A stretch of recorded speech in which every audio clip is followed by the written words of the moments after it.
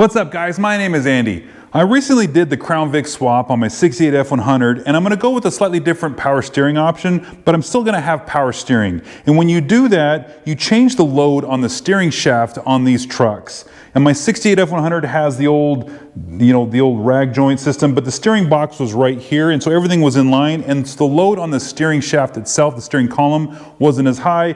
But with the new steering system I'm going to have some universal joints in there, and it's going to put a load on the shaft at the end of the steering column, and I need to improve that. I need to beef that up because what's in here is going to wear out quickly. And what we're going to do is we're going to take the steering column shaft lower bearing kit from MustangSteve. This is a slick setup. This is designed to fit in my stock steering column. I'm going to pull the old steering shaft out. We're going to clean it out in there to fit this ball bearing in there, and this will be able to take the loads that the steering shaft is going to see with the new power steering setup that I'm going to be putting in my truck. Now, as you can see on my setup here, this is all worn out. This whole system in here, I mean, this ring right here, this is all loose.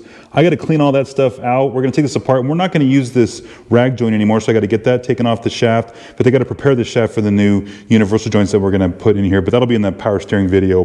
But for this one, I want to get this thing taken apart, and then we're actually going to modify inside the column here to accept that new housing for that bearing. And then we'll put that back in together and everything will be set up pretty nice. It's a real simple upgrade. And even if you weren't doing power steering, this is a good upgrade because these do wear out here at the end of these stock columns. And so this will just add a little more support and strength at the end of the steering shaft. It'd be great. Now you might be able to do this while leaving the steering column in the truck, but because I've got access to everything in here, I've got everything out of the way, it's probably going to be easier for you guys even to just disassemble this, take the whole steering column out of the truck and work on the bench instead of trying to do it while it's right here. Now again, I've got access, but for you guys, you might need to do that. So I'm going to take apart, I probably take this rag joint off the end here. What I want to do real quick is just measure, like I've got some Sharpie lines in here because I wanted to know where this thing, if it was straight, if I need to put it back that way when I'm done. But I want to find out, so, and you're not going to be able to see on camera, but I'm about 1.75 inches from the edge of this to the edge of this Sharpie line on here, so that when I put everything back together, that I know that the depth of this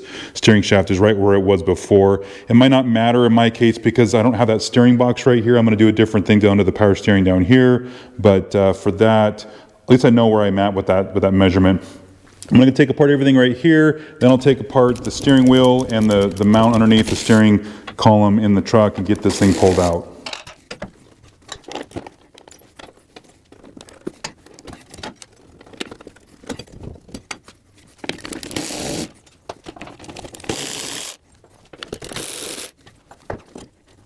Now I just removed the steering wheel and I noticed that the steering shaft was loose, and I was starting to push it down, and I thought maybe I could pull it out from here, but I can't because I'm hitting this mount for my Crown Vic swap stuff. So in your case, you guys probably still have the steering box right here, so you couldn't pull this out anyway. That's why we need to pull this too, but I just wanted to show why we just can't pull this thing out to put the bearing on here and just leave this in place, because this hits here and I can't even make it work in my application.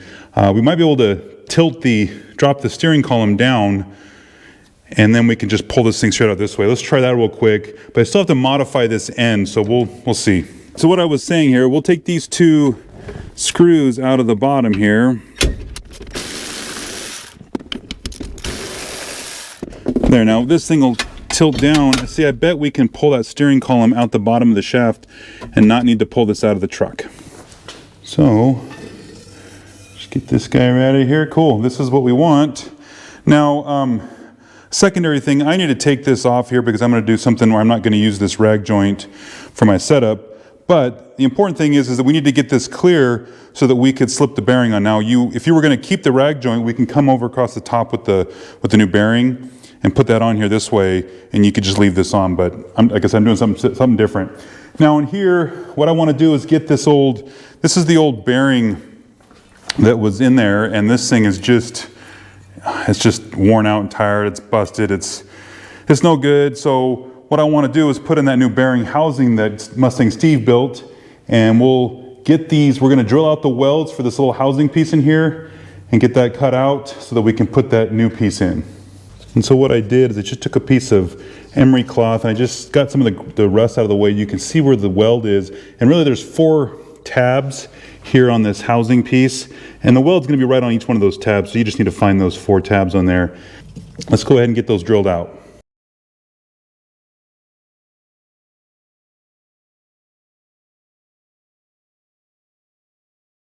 So now that we got that drilled out, we might be able to pry some of this thing out of here, because we don't need this inner bearing race thing that was in here before. We're gonna put something new in there, but so I might have to do a little more surgery before we can just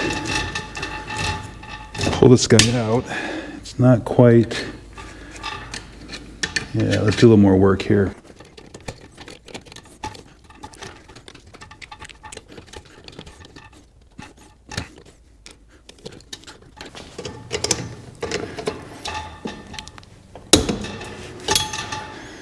There, that's what we wanted out of there.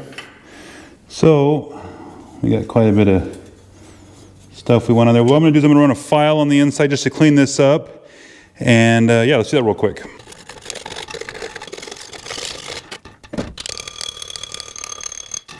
And now we're gonna see if this guy fits in here.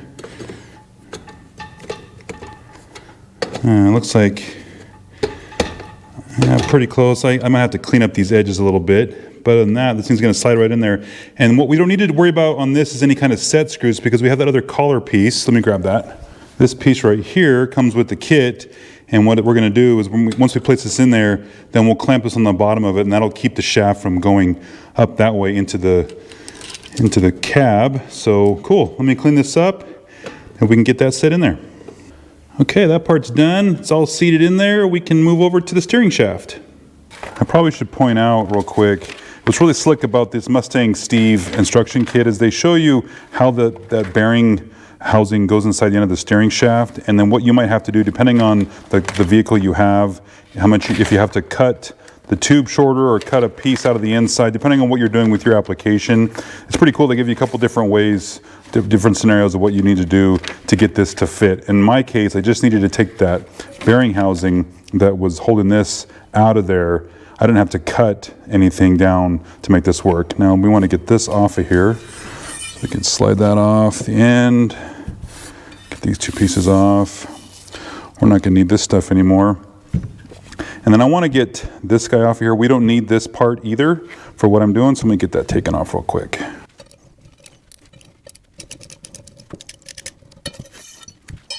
Now, this is probably a good time to just go ahead and clean this up so we can get it ready. Okay, so be careful. I don't want to take off those Sharpie marks that I had on here. Where'd they go? There we go, right there. So, get this cleaned up. But what I need to do now is I need to get this end off for my application.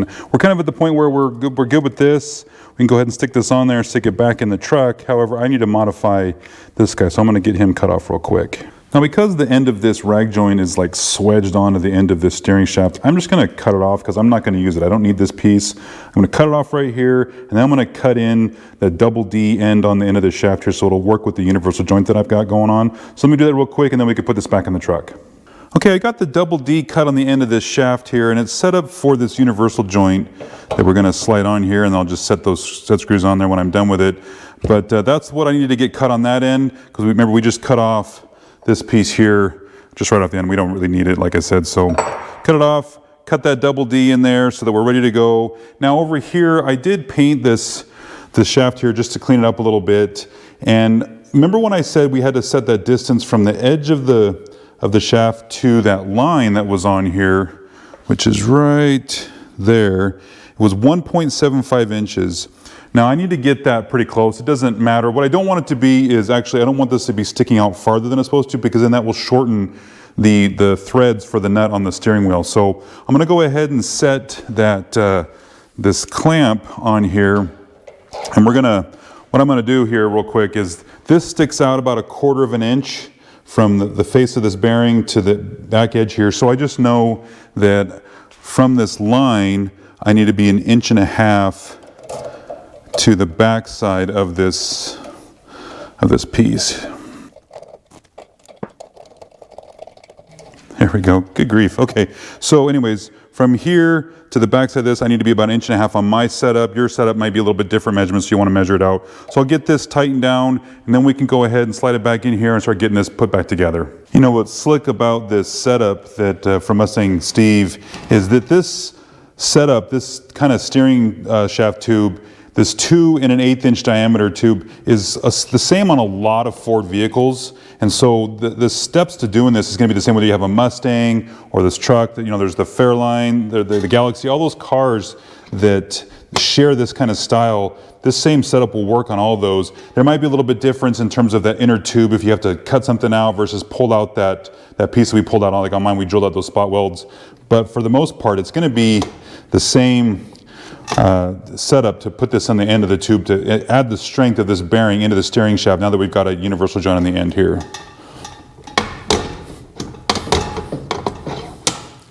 Okay, so now this thing is set down at the bottom, and I need to push this thing back in the truck, and I actually need to go back in there and put the steering wheel back on and get all that stuff hooked up back inside there. All right, this is what I was talking about inside here. We got to just put these 2 bolts back underneath. These are 1/2 inch bolts, and then the 15/16 nut here on the end of the shaft. See how much the shaft is basically the same. It's flush with the edge of this nut. If you were to put a little bit more, slide that little lock further down the shaft, this could come up a little farther, maybe get a little more engagement in the threads. I think I might do something with that. But I just need to then after to do that, I'll put this horn button back on, and then we'll be done inside here. And then the last piece that we need to put on is just put this piece back over the top, put that clamp on it, put those screws in, and then we'd be good to go. Again, I also shot this with that rust encapsulator, flat black stuff, just to clean this up. I'm gonna do something with the firewall here down the road, but while I had this off, I might as well just paint and get it cleaned up. So let's get it put on there.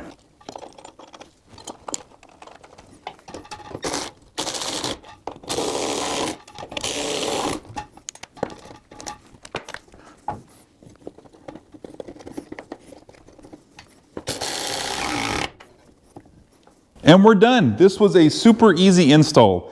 The only thing that maybe would have made it easier would be to pull the whole steering column out of the truck. Somebody before me got in there and rewired everything and got rid of all the stock connectors, so I'd have to cut wires to pull this out, and I didn't want to do that. But in your car, your truck, you probably still have the stock connectors, so you can just unplug everything and pull the steering column out. Then you can work on the end of the steering column, you know, getting the whole old bearing system out of there. Might be easier for you, but other than that, this was a pretty straightforward install, and I'm ready to put the power steering in now that I've got this universal joint set up. Now that's not a requirement to do these bearings. This bearing setup would be great for what I'm doing because of this universal joint. I'm going to put a lot of load on the end of the steering column, so I want that support. That's one reason why I want to do this. But even if you had the stock setup, this would be a great way to replace what was in there in the factory. Those old bearings, you know, they're 60-year-old trucks now. It might be a good time to replace that bearing in and put this whole ball bearing system at the end of your steering column and make everything a lot more smooth and better and ready to go. So cool. Other than that, I'm ready to go on my next part. So we'll see you guys in the next one.